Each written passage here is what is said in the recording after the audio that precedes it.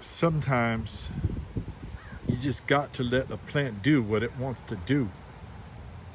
And what it wants to do now is not be a lollipop.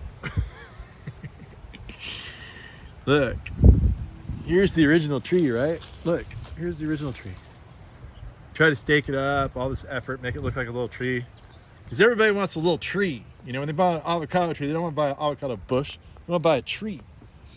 Well, the problem is the tree just don't want to be a tree. It wants to be a bush. So yeah, we force these trees to, you know, grow up, and then they kind of do it. And then I always see the most vigorous part of the plant is coming from the bottom. And this is not because of the rootstock. That's a whole nother deal. This is, obviously it's all flowering, so it's not the rootstock, because a rootstock at this age wouldn't be flowering yet. This is a Jim Bacon avocado right here. Really good avocado. Love it. It turns bright red on Valentine's Day often. It's edible skin. In fact, I'm eating them right now. It's February. It's the height of the season for Jim Bacon. But I'm down here along my line of trees. I took all the saddest trees I had, put them in the ground, because I figured, you know, you guys didn't want to buy them, so I might as well use them myself. And they'll actually recover, most of them. Some of them didn't. But yeah, you stick them in the ground, and like this tree was looking all sad, and then he sprouted from the bottom. Now it's going crazy. So, but yeah, these trees, it's really good for the tree to just let it grow the way it wants to grow, assuming you don't have deer. If you have deer, you want to get that thing up to like 6-7 feet, get it above the deer, so it can branch out and have fun up there without the deer eating it. But if you don't have deer, this is the way to do it. You know, just let the tree do what it wants to do.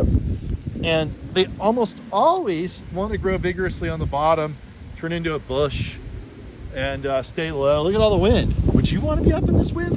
No, of course not. Especially if you're a little baby. And you can see over here, I was just considering cutting off. This is a Mexicola. And I'll show you the part that we tried to force up to make a little tree out of it. It's right here. See this? This part? See that? But look, it's just like, oh, I don't know, man. I'm not big enough to be up in the wind and the sun and everything. I'm thinking about just cutting it right here. All the energy will go down here and turn it into a really beefy, tough plant. It's got a nice little trunk down there. But look at this big wobbly part up here. It's just not happy. Well, it's kind of happy. It's about to bloom. But yeah, so we also have bunnies here.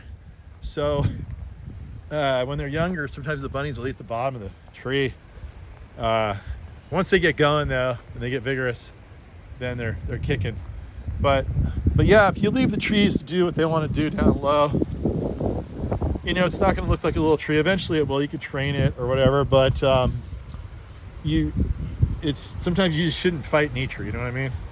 So that's pretty much the story of the day. Don't fight nature. Let it do what it wants to do. And let me show you one other tree up here. So I tried to train this tree into a tree because I want him to get tall, because I want to kind of get some privacy back here. Getting privacy, that's code for I don't want to see my neighbor. I'm not saying that I don't like him. I just don't want to see him. Yeah, make it feel like your own private Idaho.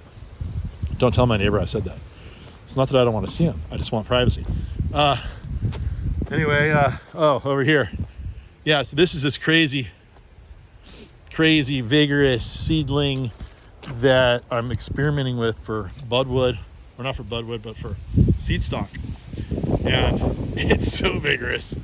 It just took off. And I tried to stake it up on the tree. You can see what I did. It got so big up here and so floppy, it kept falling over. So then I decided I'm just going to cut this thing back super hard, you know, and let it bush out. It's going to sprout all over the place on this tree, and it's going to turn into a big bush. It'll be lower. It won't be so floppy, and the trunk will be proportionate to the top, so we'll have far less problems. So anyway, you know, be cautious about trying to force your little trees into becoming trees, in the sense that you want one trunk, have them come up, and sometimes they'll be okay with that. Like here we go, this is Julia. So I'm gonna have all this budwood down here so I can make all these varieties. Here's one that failed. Sometimes failure just happens. But like I said, I took the saddest ones I had, put them in. The ones that look like they're about to die. And then look, most of them are just You put a plant in the ground, it just suddenly just goes crazy. It takes off. Hey, another good plant to have around, statice, purple statice.